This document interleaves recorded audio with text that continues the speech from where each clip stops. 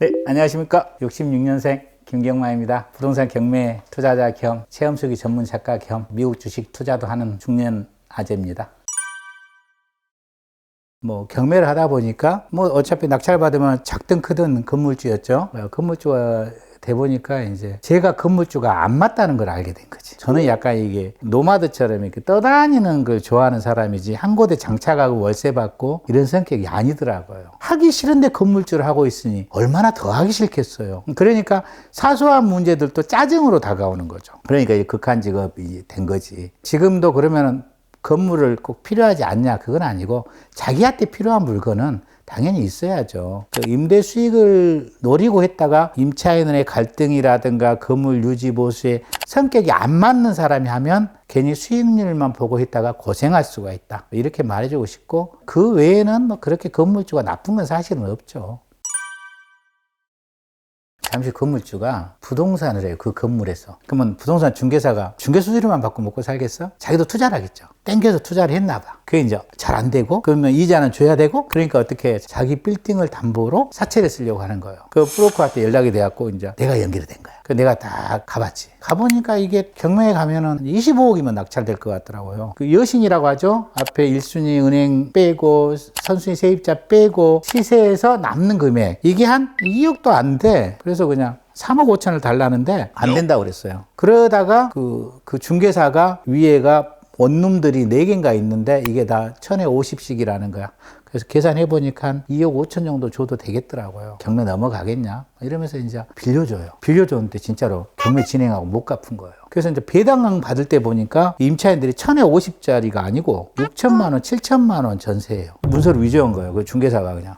임대차 계약서를 위조를 해서 나한테 보여준 거죠. 그런데 이제 내 거 됐고 이제 어쩔 수 없잖아. 그러니까 수익률이 악화되는 거예요. 그렇게 해서 이제 소유권을 이전하고 그 오래된 건물이기 때문에 이게 그냥 바로 도배장판하고 페인트 칠하고 팔 수 있는 게 아니에요. 이 건물을 가장 높은 수익률로 만들기 위해서는 이제 고민을 할 거 아니에요. 지금도 그럴까요? 평당 임대료가 가장 많이 나오는 게 고시원이거든. 그래서 2층, 3층을 고시원을 만들자.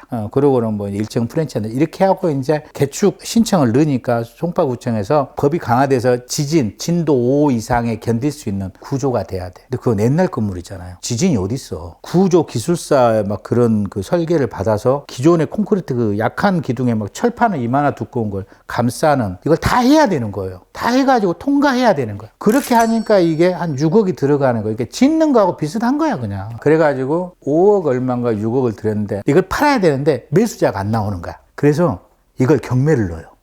넣어가지고 낙찰 잘 되면 그냥 팔려고 했는데 떨어지는 거예요. 그래가지고 12월 31일 날 그럼 경매를 취하를 시켜. 쭉 가다가 이제 1년 후인가 37억에서 2천만 원 빼준 36억 8천에 매각을 해요. 신사동에서 모터사이클 수리점을 했다고 했잖아요. 거기서 10년 동안 딱 했는데 그 골목에 있는 사람들 내가 술을 안 먹는 줄 알았어요. 난 배울 점이 없는 사람하고는 겸상을 안 해요. 사람으로서는 좋은데 나를 성장시키는 건 아니잖아요. 그리고 그분들을 통해서 내가 뭘 봤냐 하면 사람은 한 번쯤 니지 시절이 온다. 근데 그걸 못 지키면 망하는구나. 정육점에서 돈을 벌었어. 버니까 뭐래 이제 사냥개 사고 공기총 사고 사냥을 다니는 거야. 그러면은 장사가 되겠어 안 되겠어? 안 되는 거예요. 그 사업체가 기울지 않아요. 그러다가 이제 보통 이제 몇 명 어울려서 예식장 같은 거 공동 투자하거든. 또 모텔 하나 짓고 그러다가 이제 깨지고 좀 망하면 다시 정육점을 해. 다 처음에 잘 된 거야. 그러다가 나중에 리스크 관리를 못해서 다시 식당으로 온 거예요. 그래서 내가 그때 나도 수입 좀 됐다겠잖아요. 막 1000만 원씩 벌었단 말이야. 그때 생각한 거야. 돈을 쓰면 안 된다. 그러니까 계속 반지하 살면서 그게 습관이 돼 있어요. 그래서 언제든지 망할 수 있다는 걸 나는 알아요. 지금도 알아요. 언제든지 망할 수 있어요. 망할 수 있다는 것을 알아야 돼요. 그러면은 리미트가 걸려요. 오버 안 하게 돼요. 경매로는 한 30억 조금 더 벌었던 것 같아요. 기본적으로 지금도 그러지만 나 밥 2끼 먹고 물욕이 없어요. 옷은 그냥 유니클로 S 사이즈 그냥 입어. 명품이잖아. 9시 뉴스에 나와요. 인천지방법원의 빌라가 경매가 너무 많이 나와가지고 반값에도 안 팔린다고 9시 뉴스 앵커가 얘기를 했어요. 그때가 살 때였어. 지금도 살 때일 수 있어요. 다 죽겠다 갈 때가 사는 거야. 흉년에 땅을 사란 말 있잖아요. 풍년에는 다 쌀로 농사로 돈이 많기 때문에 땅이 안 나와. 흉년이 되면 땅이 나와요. 그러니까 물건이 많을 때 많으니까 더 떨어지겠지가 아니라 필요한 집을 사는 거죠. 부동산 경매를 계속 해보니까요. 양도세가 너무 많이 나가는 거예요. 그리고 계속 높아져요. 나는 세금은 7대3이라고 생각해. 30%만 가져가야 돼. 근데 너무 많이 가져가. 그러니까 남는 게 없는 거 고생만 했지. 그러다가 이제 주식하는 친구가 있었을 거야. 미국 주식 막 얘기해. 근데 관심도 없어요. 근데 자산을 달러가 좀 안전한 것 같은 거 생각을 했어요. 그래서 달러로 바꾸는 방법이 뭐지? 미국에 집을 사야 되나? 이럴 때 미국 주식 얘기를 들었어요. 무조건 궁금하면 해봐. 3년 전 한 5월 달쯤. 그때가 주식이 반값으로 떨어졌을 때요. 반값으로. 미국 주식이. 그러니까 해볼 만하잖아. 그래가지고는 13억 가지고 이제 하기 시작했지. 그래 해보니까 이게 이제 빠질 때는 하루에 자고 일어나면 벤츠 한 대가 사라지는 거야. 7천만 원씩. 그거 오르면 또 2억이 올라. 지금이라면 손절했을 텐데 처음 공부하다 보니까 미국 주식은 무조건 오른대. 믿어본 거예요. 13억을 번전이 온 거예요. 이건 뛰어내릴 때다. 그래갖고 파는데 부동산이 팔기가 얼마나 어렵다겠어요. 그래서 나도 궁금해서 주식을 13억이 팔릴까? 그래서 팔아봤는데 5분 만에 다 팔려. 이거다. 잘 팔리는 물건을 해야 돼. 중개사 만날 필요도 없어. 매수자 만날 필요도 없어. 팔고 나면 비센다고 전화 올 필요 없어. 그때 더 매력을 느껴버렸어요. 그러니까 어차피 투자의 시장이 왔으면 변동성이 큰 걸 해야 되는 거지. 근데 TQQQ보다 반도체, 필라델피아 반도체 30개 회사인 SOXX를 3배 추정하는 SOXL이 훨씬 변동성이 크더라고. 지금은 걔하고 그 다음에 20년 장기 채권이라고 TMF라고 있더라고. 근데 그걸 지금 10개월째 3억 원어치를 박아놨는데 걔가 완행열차네. 거의 가질 않아. 그 사이 SOXL은 2배 올랐어요. 그래서 투자의 세계가 똑같아요. 우리는 처음에는 뭔가를 기대하고 투자를 하긴 해요. 근데 어떤 기차는 완행열차고 가긴 가. 근데 오래 걸려. 어떤 열차는 급행열차고 그런데 사실은 처음에는 그거 잘 몰라요. 어느 정도 해보면 알아. 그러니까 운 좋게 한두 번은 성공할 수 있지만 오랫동안 할 거면 숙달 되는 시간이 필요한데 보통 그러면 내가 보기에 7년에서 10년이 걸려요. 그래서 주식도 이제 3년 차야. 그래서 한 4년만 더 하면 꽤 잘하지 않을까. 주식회사가 출발하는 게 미국하고 우리하고 달라요.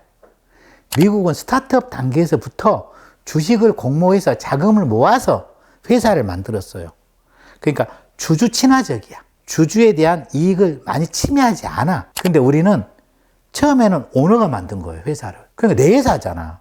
근데 이게 이제 사회가 발전돼 갖고 주식으로 나눠준 거지. 이 기업주 입장에서는 자기 주식이 원래 올라서 주주들한테 배당해주고 하는 게 펌나는 일인데 오너 입장에서 이러면 안 되는 거야. 주가가 올라버리면 자식한테 상속해 줄 때 이 상속세가 너무 많이 나오잖아. 그러니까 오너가 할 일이 뭐겠어? 주식을 누르는 거지. 그걸 아니까 한국 주식 하기 싫은 거지. 그리고 미국 주식은 전 세계인들이 투자한다고 계속 우상향을 하는 건 맞고. 그러면은 미국 주식의 단점이 뭐야? 22%의 양도세라고. 왜 국내 주식 하는 우리 투자자들은 그럴 거야. 22%가 세금이 너무 센 거야. 인정해. 국내 주식은 10원도 안 내잖아. 그런데 나는 달라. 세금이 없는 국내 주식에서 이상하게 깡통되고 없어지느니 22% 내고 우상향하는 거에 투자하고 싶은 거야. 게다가 나는 부동산 투자를 하면서 50%, 60% 양도세를 너무 많이 내봤어. 22%는 개꿀이야. 미국 주식으로 1,000억 정도 벌 생각이에요. 영화사를 만들고 그다음에 그 영화사를 상장하고 이런 꿈이 있어요. 좋은 기업으로 만들어서 많이 우리 주식을 가진 주주들에게 많이 배당해주는 좀 폼날 것 같아. 그냥 나의 행적을 통해서 어떤 사람도 영감을 받고 안 돼도 괜찮고 잘 돼도 괜찮다. 좀 인생을 열심히 진실하게 살자. 이런 주장을 하고 싶어요.